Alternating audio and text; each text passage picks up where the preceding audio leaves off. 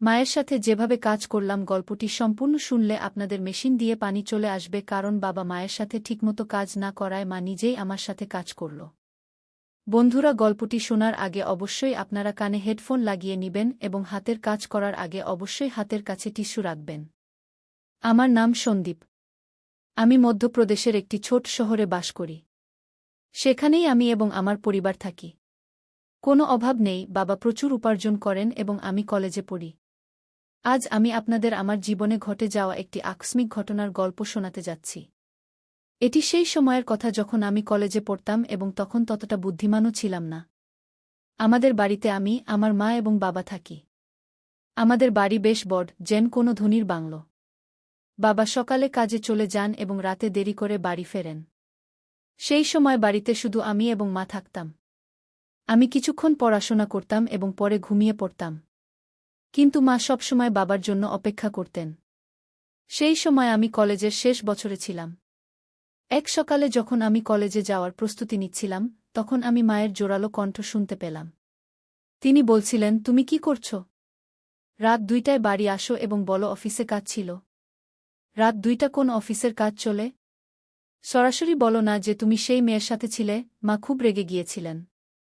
আমার মা সাধারণত কারো উপর রাগ করতেন না, তার স্বভাব খুব শান্ত ছিল। কিন্তু আজ কি হয়েছিল জানি না, মা খুব রেগে গিয়েছিলেন। আমি 2টায় আসি বা 3টায়? 3টা বাজে, তোমাকে যা চাইছে তা মিলতে হচ্ছে না, পরে চুপ থাকো। বাবা তীব্র আওয়াজে মাকে বললেন, কি চাইছে তা মিলছে? টাকা, গহনা, এসব ছাড়াও কি কোনো সুখ থাকে? এখন আর কিছু বলো না, কিন্তু এখন আর সহ্য হচ্ছে না। 3-4 মাস হয়ে গেছে, তুমি আমাকে ছুঁয়েও দেখোনি। শেষ ওই মেয়ের মধ্যে এমন কি আছে যা আমার মধ্যে নেই? মায়ের আওয়াজ আরও তীব্র হয়ে উঠল। তখন বাবা রেগে বললেন, বারবার মেয়ে বলো না, নইলে। তাহলে কি করবে? মা উল্টো জবাব দিলেন। সেই সময় বাবার রাগ অনেক বেড়ে গিয়েছিল। তখনই হঠাৎ ধমকের আওয়াজ এল এবং সঙ্গে সঙ্গেই মায়ের চিৎকারে পুরো ঘর গুঞ্জে উঠল। আমি তৎক্ষণাৎ আমার ঘর থেকে ছুটে তাদের বেডরুমের দিকে গেলাম। যে দৃশ্য আমি দেখলাম তা দেখে আমি হতবাক হয়ে গেলাম। বাবা মাকে বেল্ট দিয়ে মারছিলেন। মা ব্যথায় চিৎকার করছিলেন, কিন্তু বাবা থামার নামই নিচ্ছিলেন না। আমি কিছু না ভেবেই মায়ের উপর ঝাঁপিয়ে পড়লাম, যাতে তাকে বাঁচাতে পারি। কিন্তু বাবা তখনও থামলেন না। যেই আমার উপরেও 2-4টি বেল্টের আঘাত লাগল, বাবা থামলেন এবং তিল মিলিয়ে আমার দিকে রেগে তাকাতে লাগলেন, তারপর বাড়ি থেকে বেরিয়ে গেলেন। পরের দিকে আমি মায়ের দিকে তাকালাম। মায়ের চোখ থেকে অশ্রুধারা বয়ে যাচ্ছিল।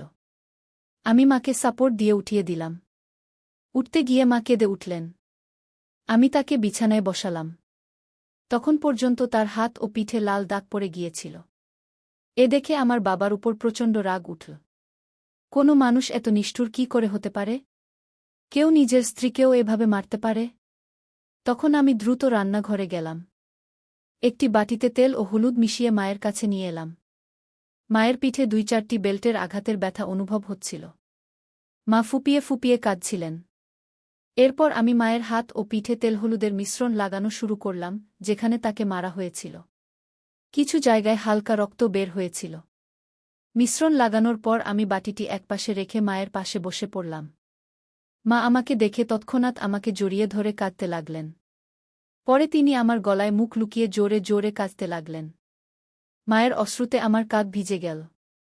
আমি তার পিঠে হাত বুলিয়ে তাকে শান্ত করার চেষ্টা করছিলাম। আমরা দুজন অনেকক্ষণ ধরে এভাবেই একে অপরের বাহুতে ছিলাম। তখনই মায়ের হাত যখন আমার পিঠের দাগগুলো স্পর্শ করল, তীব্র ব্যথার ঢেউ উঠল এবং আমি কেঁদে উঠলাম। মা যেই এটা বুঝতে পারলেন, তিনি তৎক্ষণাৎ আমার থেকে সরে গেলেন। পরে মা আমার শার্ট উপরে তুলে সেই বাটি থেকে তেল হলুদের মিশ্রণ ধীরে ধীরে আমার পিঠে লাগাতে লাগলেন। লাগানোর সময়ও তিনি ফুপিয়ে ফুপিয়ে কাঁদছিলেন। তুই কেন আমার জন্য মাঝখানে এলি? অকারণে তোরও মার খেতে হলো, মা এমন বললেন। তখন আমি তাকে বললাম, মা, তোমার জন্য যদি আমার প্রাণও চলে যেত, তবু আমার কোনো দুঃখ হতো না। কিন্তু তিনি তোমাকে মারলেন। যখন আমি এ কথা বললাম, তখন মা আমার দিকে তাকিয়ে বললেন, তোকে বলব কি না ভাবছি। ছেড়ে দে, এখন তোকে এসব জানা উচিত। গত 2 বছর ধরে তোমার বাবা একটি মেয়ের পেছনে ঘুরছে। রাতে দেরি করে আসে এবং আমার জন্য যেন কোনো অস্তিত্বই নেই তার কাছে। আর আমাকে এ কথা বলতে লজ্জাও হচ্ছে যে গত কয়েক মাস ধরে সে আমাকে ছুঁয়েও দেখেনি। কয়েকবার মনে হয়েছে আমি নিজের প্রাণ দিয়ে দিই। কিন্তু আমার পরে তোর কি হবে এ ভেবে আমি এমন পদক্ষেপ নিইনি। কিন্তু সত্যি এখন এই জীবন থেকে ক্লান্ত হয়ে পড়েছি। এখন আমি ঠিক করেছি একই ঘরে থাকব, কিন্তু তার সাথে কোনো সম্পর্ক রাখব না। মায়ের এ কথা শুনে আমি ভাবনায় পড়ে গেলাম। এত সুন্দর, সুশিক্ষিত ও বুদ্ধিমান মা হওয়ার সত্ত্বেও বাবা কি করে অন্য নারীর পেছনে ঘুরছে। মনে মনে আমি বাবার এই কাজকে দোষী সাব্যস্ত করলাম। মা সত্যিই খুব সুন্দর ছিলেন। সুন্দর চেহারা, নাজুক বডি, স্লিম ফিগার, ৫ ফুট উচ্চতা, ফর্সা রং, তিনি যেন কোনো ছবিতে আঁকা দেবীর মতো দেখাতেন। তবুও বাবা কেন তার সৌন্দর্য দেখতে পাচ্ছিলেন না? সেই দিনের পর থেকে মা বাবার সাথে কথা বলা বন্ধ করে দিলেন। তিনি আমার ঘরে আমার পাশেই ঘুমাতে লাগলেন। বাবা মাসে বাড়ির সব জিনিসপত্র ভরিয়ে দিতেন এবং টিভির পাশের ড্রয়ারে ৫,০০০ টাকা রেখে যেতেন। এখন তো বাবা বাড়িতে খেতেও আসতেন না। তিনি সেই মেয়ের বাড়ি থেকেই খেয়ে আসতেন এবং কখনো কখনো বাড়িতেও আসতেন না। ধীরে ধীরে এভাবে আরও ৩ বছর কেটে গেল। তখন আমি কলেজের পড়াশোনা শেষ করেছি এবং একটি আইটি কোম্পানিতে কাজ শুরু করেছিলাম। আর এখন আমি ২৪ বছর বয়সী হয়ে গিয়েছিলাম। নিয়মিত ব্যায়াম ও ভালো খাদ্যাভ্যাসের কারণে আমার স্বাস্থ্যও ভালো হয়ে গিয়েছিল। এখন তো বাবা মাসে ২-৩ বারই বাড়ি আসতেন। আমার সঙ্গে খুব কম কথা বলতেন। যদিও মা এখন সেই আঘাত থেকে উঠে এসেছিলেন, কিন্তু তার চেহারায় সবসময় একটা বিষাদ ছেয়ে থাকত। আমি তাকে কখনো হাসতে দেখিনি। আমি আগে কখনো এমন দেখিনি, এটা দেখে আমার খুব খারাপ লাগত।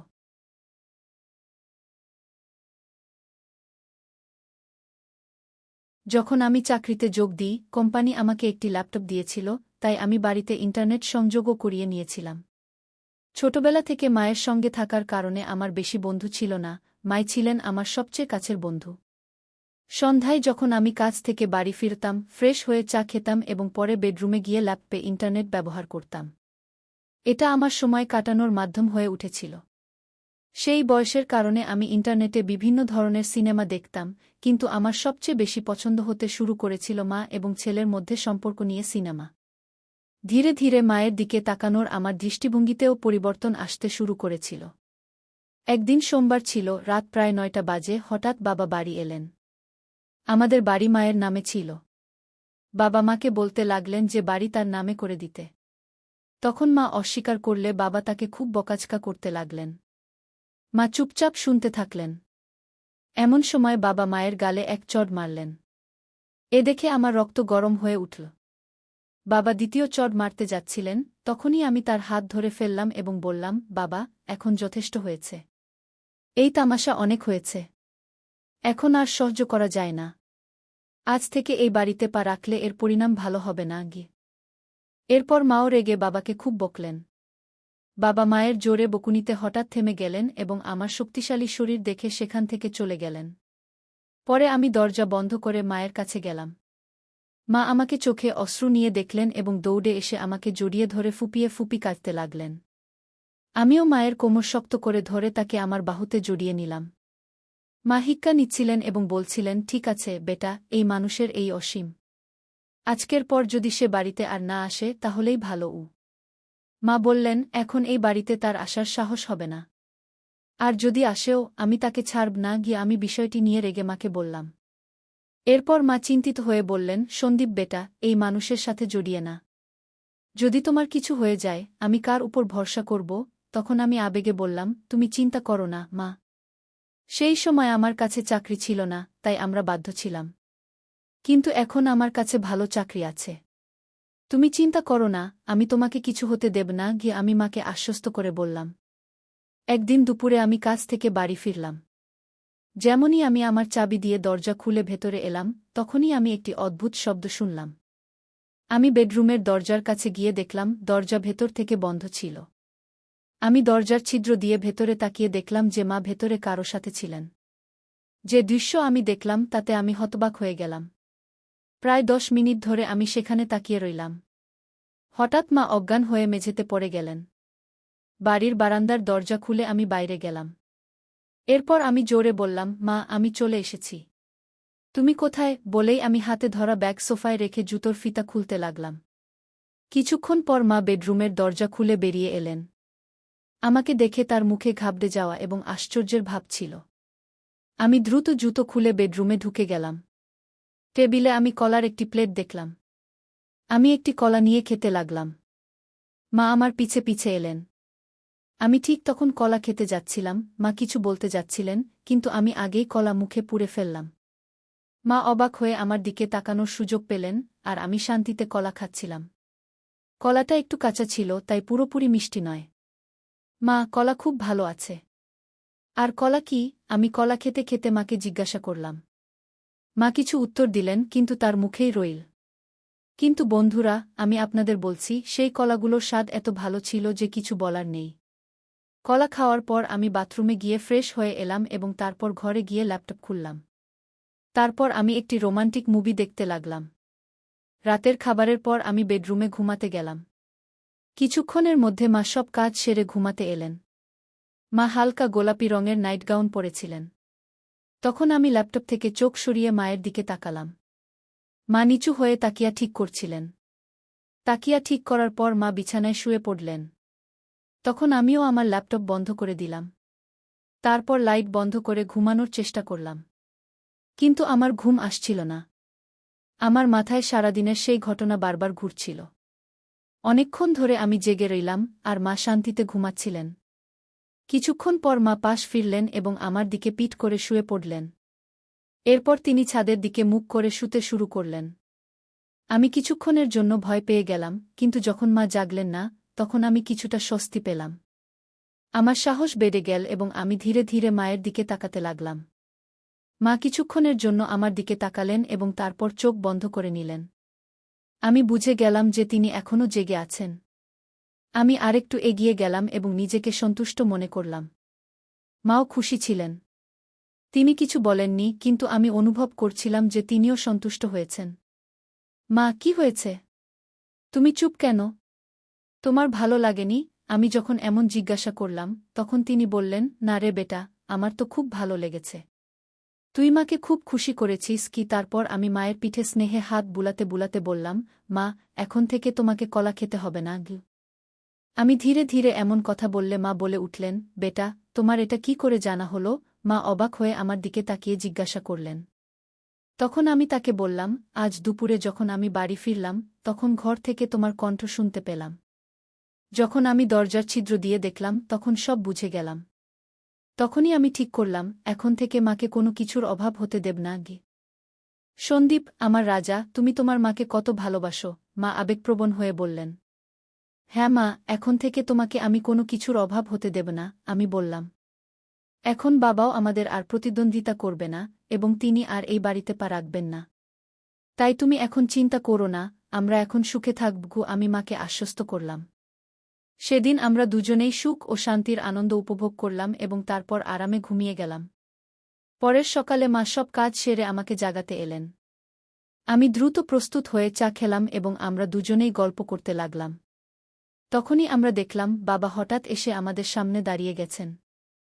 মা বাবাকে জিজ্ঞাসা করলেন, এখন তোমার কি চাই? একবার বলে দিয়েছি যে আমরা এই বাড়ি দেব না, তাহলে আবার কেন এসেছ? বাবা উত্তর দিলেন, আমার এখন বাড়ি চাই না। আমি শুধু এটা বলতে এসেছি যে আমি এখন আরেকটি বিয়ে করতে যাচ্ছি, তাই তোমাদের থেকে তালাক চাই। তারপর মা আমার দিকে তাকিয়ে জিজ্ঞাসা করলেন, তোমার কি বলার আছে? আমি বললাম, মা, তুমি যা সঠিক মনে করো তাই করো। আমি তোমাকে কোনো কিছুর অভাব হতে দেব না, আমার উপর বিশ্বাস রাখো। মা তখন বাবাকে তালাকের জন্য হ্যাঁ বলে দিলেন। দুপুরে মা এবং বাবা দুজনেই অফিসে গেলেন এবং তাদের বাকি আইনি কাজ সেরে ফিরে এলেন। তারপর থেকে বাবা আর কখনো আমাদের দেখা দেননি এবং আমরাও তাকে খুঁজে বের করার চেষ্টা করিনি। আমরা দুজনেই এখন আমাদের বাড়িতে খুশি ছিলাম এবং বাবাও তার সেক্রেটারির সাথে খুশি ছিলেন। এখন আমরা দুজনেই একা থাকি এবং আমাদের সুখ দুঃখের খেয়াল রাখি। এমনি করে চলতে চলতে এখন অনেক বছর কেটে গেছে। এখন মা আমাকে বলতে শুরু করেছেন, এখনও তোমার অনেক জীবন বাকি আছে, তুমি কোনো ভালো মেয়েকে দেখে নাও, যাতে আমি তোমার বিয়ে দিতে পারি। এবং হ্যাঁ, বিয়ের পর আমাকে ভুলে যেও না। আমি হেসে বললাম, তোমাকে কিভাবে ভুলতে পারি মা, তুমি তো আমার মা। তখন আমরা দুজনেই হেসে উঠলাম। পরের কয়েক মাস আমাদের জীবন খুব শান্তি ও খুশিতে কাটছিল। মা এবং আমি এখন একে অপরের খেয়াল রাখতাম এবং একে অপরের সাথে খুশি ছিলাম। কিন্তু মায়ের কথা আমার মাথায় সবসময় ঘুরত। তিনি বলেছিলেন যে আমাকে আমার জীবনের কথা ভাবতে হবে এবং কোনো ভালো মেয়েকে বিয়ে করতে হবে। আমি এ বিষয়ে গভীরভাবে ভাবা শুরু করলাম এবং একদিন মায়ের সাথে খোলামেলা কথা বললাম। মা, তুমি ঠিক বলেছিলে। এখন সময় এসেছে যে আমি আমার জীবনের পরবর্তী পর্যায়ে এগিয়ে যাই। আমার মনে হয় এখন আমিও কারো সাথে আমার জীবন কাটানোর প্রয়োজন আছে। কি মা আমার মুখের দিকে তাকিয়ে মৃদু হাসলেন। এরপর তিনি বললেন, একদম ঠিক বলেছ বেটা, আমি সবসময় চেয়েছি তুমি তোমার জীবনকে খুশি ও ভালোবাসায় ভরে তুলবে। আমি তোমার জন্য খুব খুশি গু। এরপর মা আমার জন্য মেয়ে দেখা শুরু করলেন। কয়েক দিনের মধ্যেই মা একটি ভালো সম্পর্ক পেয়ে গেলেন। মেয়েটির নাম ছিল প্রিয়া। প্রিয়া খুব বুদ্ধিমান ও সংস্কৃতিবান মেয়ে ছিল। যখন আমি প্রথমবার তার সাথে দেখা করলাম, তখন আমার মনে হল যেন আমার জীবনের সেই শূন্যতা পূর্ণ হয়ে গেল।